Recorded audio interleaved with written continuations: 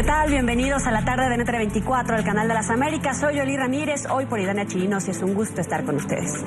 Vamos a empezar en Venezuela. El racionamiento eléctrico pareciera ser la chispa que encendió la pradera en ese territorio.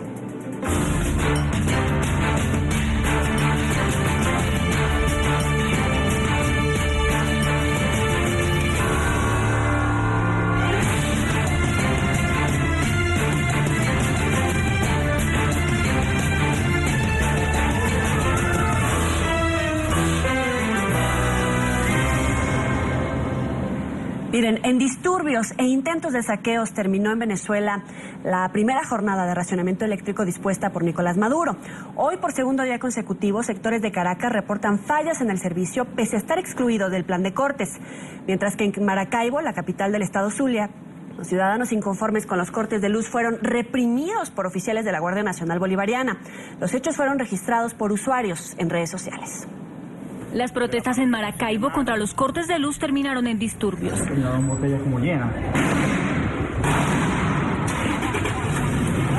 Habitantes de la segunda ciudad más importante de Venezuela y capital del estado Zulia denunciaron que fueron reprimidos por efectivos de la Guardia Nacional Bolivariana.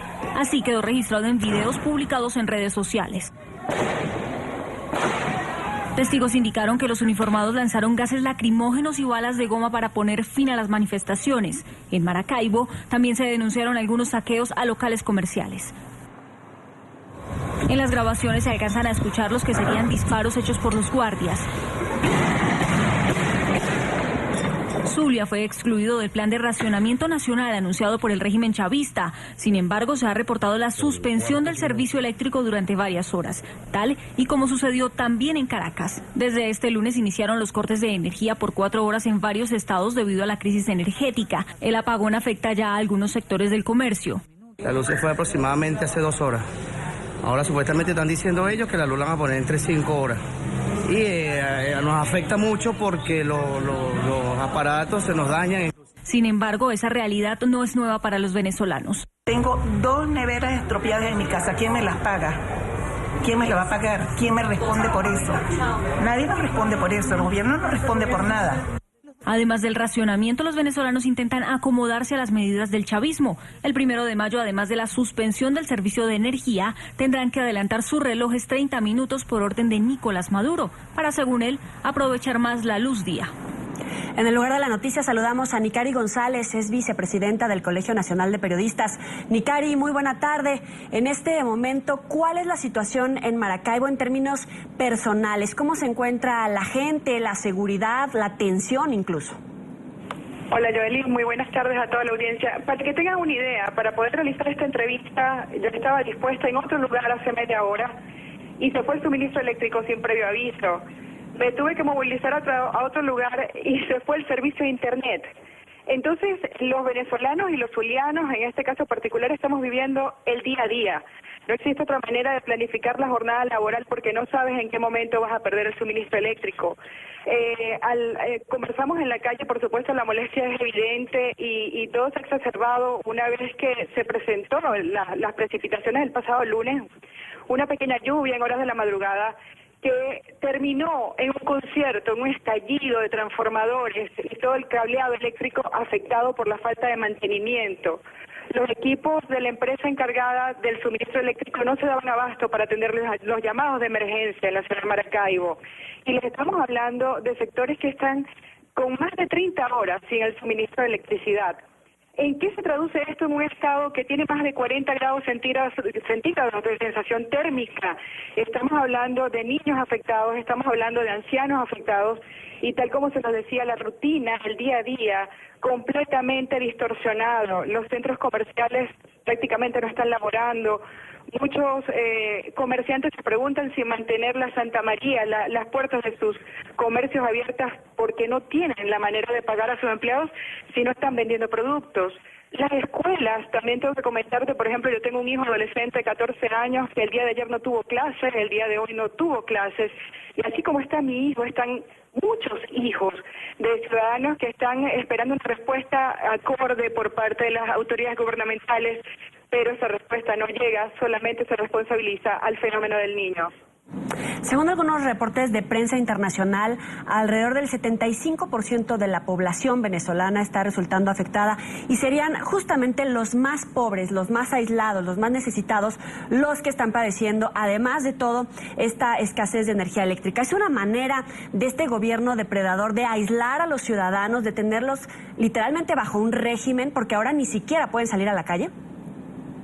Mira, yo creo que esto fue algo que hace mucho tiempo se le salió de las manos al gobierno. No creo ni siquiera que sea algo que hayan podido planificar.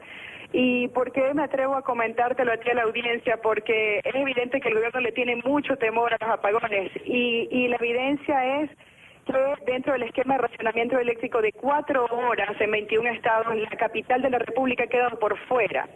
Entonces, esto es una demostración de cómo el gobierno trata de estirar la arruga de todo lo que es el proceso de deterioro evidente de los servicios públicos en Venezuela por la desinversión, porque todavía nos estamos preguntando qué ha pasado con las plantas termoeléctricas.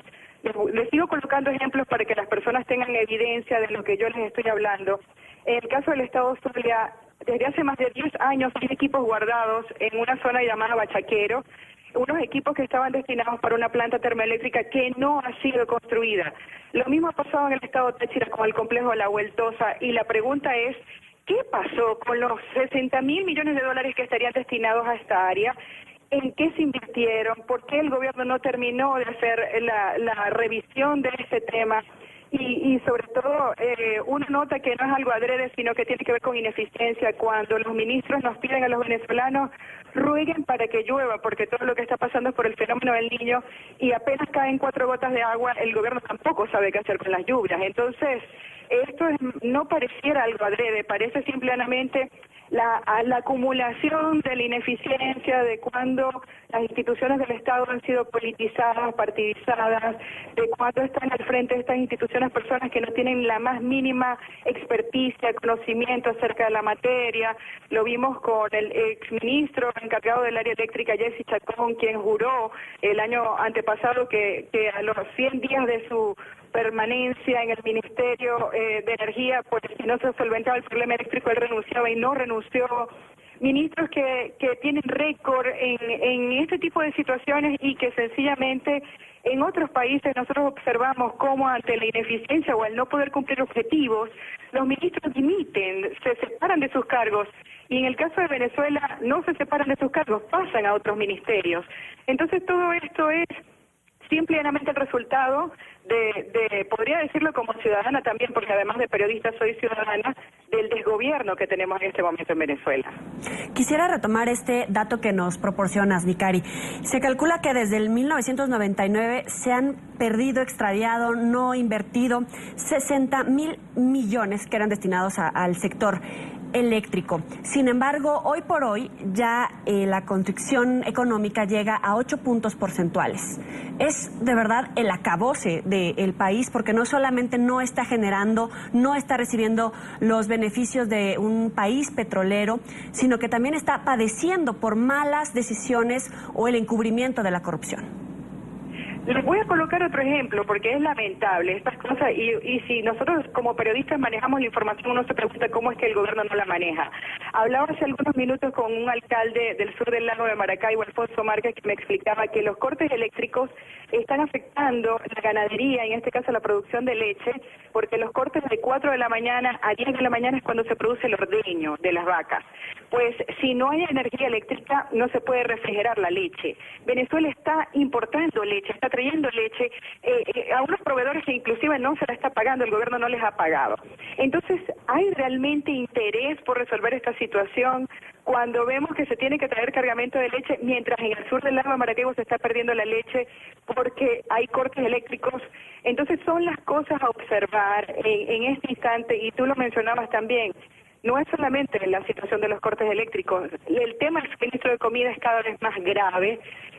Bueno, muchos son los reportajes que ustedes han realizado acerca de esta materia, pero la situación tiende a agudizarse en las próximas semanas, en los próximos días, lo estaremos viendo de manera más permanente, porque es sencillamente, reitero, todos los elementos que se han combinado para demostrar que el gobierno no ha tenido la más mínima intención de rectificar sus políticas económicas hasta el momento.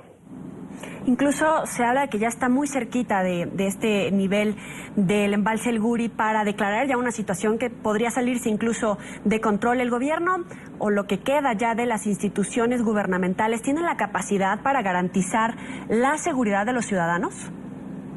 Los ministros, voy a un derecho que es fundamental, el derecho a la salud, el derecho a la vida, porque no solamente el tema de la seguridad y lo que está ocurriendo en las calles de Venezuela, Caracas y Valencia, las más peligrosas dentro de todo el ranking en América Latina. Voy a pasar a la parte de la salud. Hace un par de semanas en un hospital acá en Maracaibo, tuvieron los médicos venezolanos que tanto criticó el gobierno en muchas oportunidades, tuvieron que culminar una operación quirúrgica con la luz de sus celulares. Esto pasó en Maracaibo. Y el día de ayer también hay reportes de centros asistenciales en la ciudad de Caracas que se quedaron sin suministro eléctrico.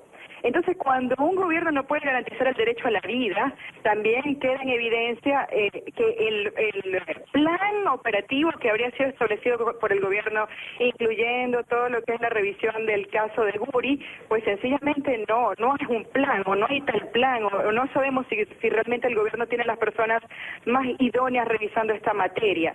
El ministro decía hace pocos días que estaba garantizada el servicio eléctrico en los centros asistenciales, y no ha sido así.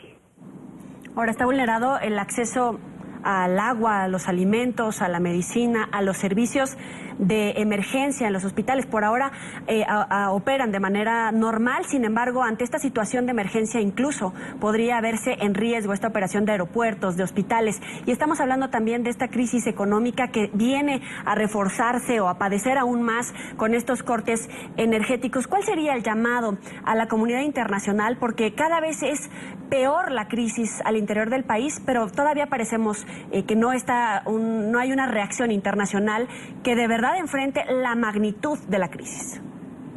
Bueno, hay mucha expectativa en este momento porque también hay que tomar en cuenta que el día de hoy el Consejo Nacional Electoral anunció que estará entregando la planilla para la activación del referéndum revocatorio. Entonces, esto genera, por supuesto, mucha expectativa a lo interno en Venezuela. También esperando la discusión sobre la posible aplicación de la Carta Interamericana, la Carta Democrática Interamericana. Esto es muy importante porque hay una situación que es necesario denunciar, y es la carencia en la independencia de poderes en este momento en el país. Es completamente incomprensible que unos magistrados del Tribunal Supremo de Justicia continúen estableciendo medidas, dictando sentencias, luego de que ha sido demostrado que su nombramiento fue viciado o estuvo viciado. Entonces, mientras no existe independencia de poder en Venezuela, decimos que la democracia es muy frágil, y que este tema en escenarios anteriores, en años anteriores, había pasado por debajo de la mesa porque el gobierno venezolano, pues en sus dádivas, en entregar dinero y donaciones a otros países, pues había logrado comprar muchas voluntades, pero pareciera que no es la situación en este instante.